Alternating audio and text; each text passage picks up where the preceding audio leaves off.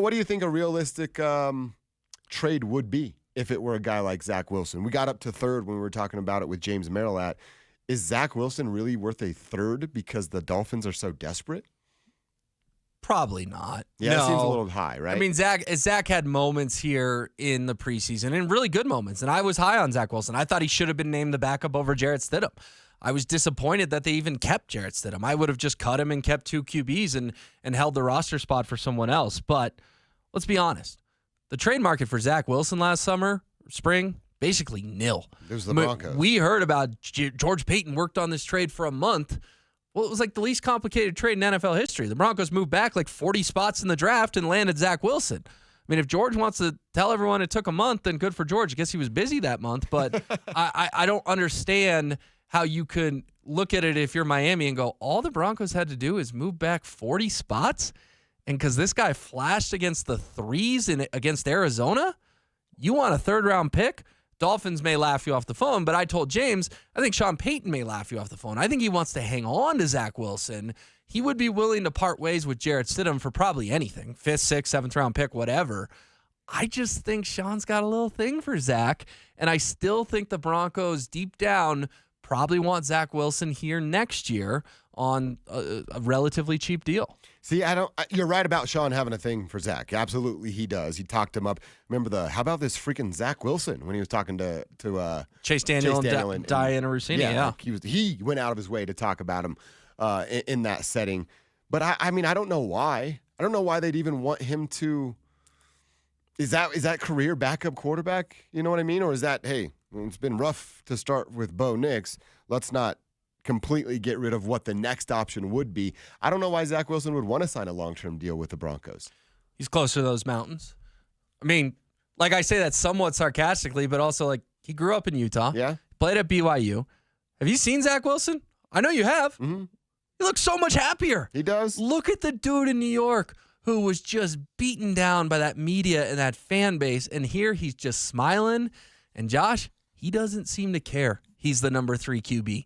He seems happy to be in the NFL, be in a city he likes, be with a team he likes.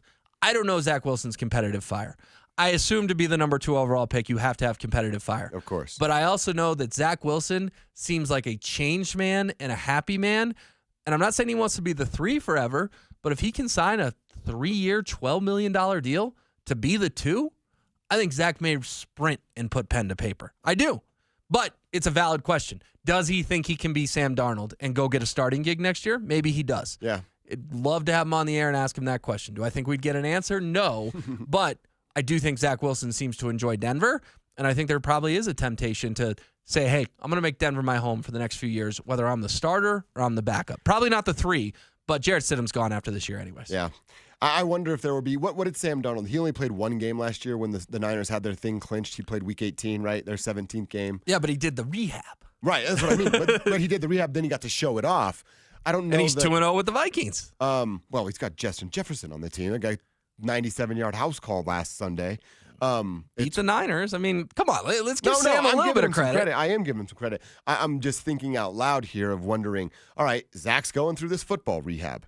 Right now, this football rehab, if we're looking at like what Kyle Shanahan's football rehab was, that's like one of those rehabs up in Malibu where you're overlooking the ocean. The Sean Payton football rehab, 2 weeks of it, their view outside of the window is a dumpster. It's not the same. Let's not pretend like it's the same. Kyle Shanahan is light years ahead of Sean Payton as an offensive-minded head coach. Today, right now, as we sit on September 18th, come on, Will. He is, but you're telling me he's the $50,000 a month Malibu rehab. That's what I'm telling you. Okay. Seems a little harsh on Sean. I mean, he did coach the most prolific passer in NFL history for more than a decade. Sure. But, yes, it does feel like through this couple of starts, I don't know if teams around the league are wondering, oh, did Sean fix Zach? Because it doesn't look like he's really succeeding with Bo. And if all his attention's on Bo, how much is he really giving Zach on a day in and day out basis? I don't know. Yeah. One texter on the RamosLaw.com text line, 720-539. Once again, put your name on this. We'll give you credit here. I think Zach Wilson would have won one of the 2 games already. I don't know that I can say that. I think that Zach You Wilson. don't think he could have gotten to 14 against the Steelers? No. Or was it going to be? Was Sean Payton calling the game? Well, yeah, Sean Payton's not giving up the play Well, calls. then there we go. That's my answer. I mean, 14 is a pretty low bar to clear. Russell Wilson got to 14 almost every single game. Yeah, I don't think the Texans crazy. Again, I wouldn't have started Zach over Bo. I'm not calling for Zach to replace Bo. Of course I'm not. But just based on the face value of the text, I do think it's fair to wonder out loud if Zach Wilson could have gotten you to 14 points on Sunday. Mm-hmm. That's not a low. We're not asking for 31, Josh. It's not crazy, but it's like I saw the play calls. I watched what that game plan was. I mean, outside of Drew Brees walking through that door with Sean Payton's game plan, I don't know that they're winning any of those 2 games. You don't think so? You don't think any quarterback could really make this work unless it's a Hall of Famer like Drew Brees? Like, what about a middle of the road? Could Trevor Lawrence make this work with Sean Payton? Are you that out on Sean Payton that you think his playbook is so archaic, his system for relaying the plays is so archaic that this is not only going to work or not going to work with Bo Nix or Zach Wilson, it's only going to work with Patrick Mahomes? Like, is that what you're getting at? No, I'm not there yet, but okay. I'm starting to walk that way, right? Because of what I watched all of last season and now what I have with 2 games with a different quarterback and a few more players that weren't here a year ago. I don't think it would look as bad. And could they have scored a couple touchdowns? Yeah. Would they have won the game? I mean, I don't know. I guess they could have won 14-13. Yeah, it's just a low bar to clear. And I think that's sort of the Texans' point of, hey, when your defense holds an opposing team to 13 points, you should walk out victorious. You should. Yeah, you definitely should. But it's just, there's nothing going there. There's no momentum built off the offense. There's no, I mean, you said it, outside of the flea flicker. That's the only time that fan base jumped up and cheered on Sunday, outside of the Broncos running onto the field when there wasn't any, the game hadn't started yet. Well, and that brings us to a larger point, and it's something James brought up after I asked him, and I thought his answer was great. I said, hey, can this East Coast trip bond the Broncos, right? They're going to go to Tampa, they're going to spend 3, 4, 5 days in West Virginia, then they're going to go to New York and play the Jets. And James made a great point. Team bonding can get you so far. Mm-hmm. Talent is what gets you over the top. You can say we all love each other and we're all tight. And I actually do think the Broncos like each other. I was down there every day at camp. They seem to be a pretty good locker room. These guys seem to get along. Frank Clark is gone. Randy Gregory is gone. Jerry Jeudy is gone. Some of those dudes in the room who were more about them than the team don't play here anymore. So we can all say, hey, maybe West Virginia is where the season turns around. When these guys get to go bowling together and play golf together and play laser tag together, whatever they're going to do. Problem is, I just don't know if they have the talent to get over the top. And that sort of goes back to this, not debate, but this discussion of Zach Wilson, Bo Nix. It's kind of a moot point at this point in their careers. You're right. Zach is who he is, and Bo is still a rookie learning on the job. It's not like we can say, oh, so-and-so's hurt. And if he had been playing, they definitely would have beaten the Steelers. Their options at QB, just like their options at other positions, unfortunately aren't that great at this moment. I'd actually love to see the Broncos play laser tag as a team, like as a unit. See Javonte Williams like pick the wrong roll, run through the wrong spot, gets blasted, and he's out on laser tag because he picked the wrong spot to run. You know what I mean? Oh, Javonte catching a stray. Just runs into a wall. Yeah. Have you ever played laser tag? Like it's Ben Powers' backside. Yeah, right. You've played laser tag, right? Of course, yes. When's the last time you played? Decades. Okay. Yeah, no, long time. But I don't think laser tag is one of those things that really evolves. Someone on the text line can tell me if I'm wrong. I think laser tag is kind of still laser tag. You put on the little jetpack and you shoot your friends with lasers. You're like, no, I hit you. You didn't hear the sound? You're out, dude. Don't the computers keep track of it now, though? I think so. Yeah, like if you ding someone or not. But no, I do think the Broncos will have fun in West Virginia together. The problem is if they're an 0-3 team trying to avoid 0-4, fun doesn't solve that. Talent solves that. Yeah.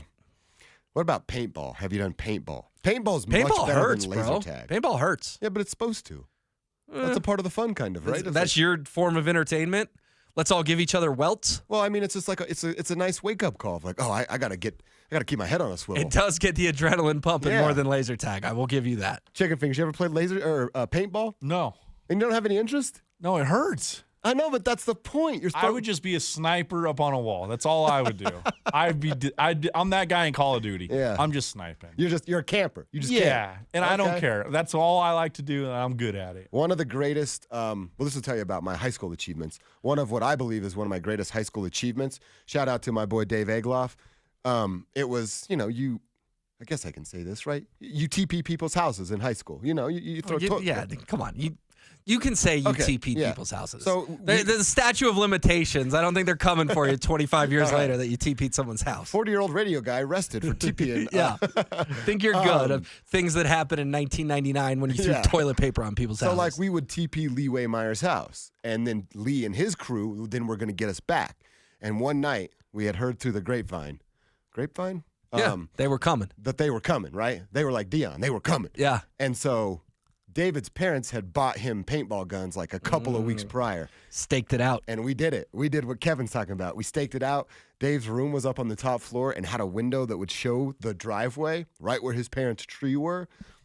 And, dude, I looked like Russell Wilson. I had the eye black on. I was out there. And as soon as Lee crossed the goal line and stepped on Dave's property, blasted him with paintballs. It was awesome, dude. I assume the house did not get TP'd that night. No, they didn't get TP'd. That's funny. In your face, Lee Waymeyer. All right, we will take a quick time out. I do want to go back to Boulder. I want to hear a little bit more from Prime and his belief on Travis Hunter being able to do what he does now at the NFL level. That's coming up next.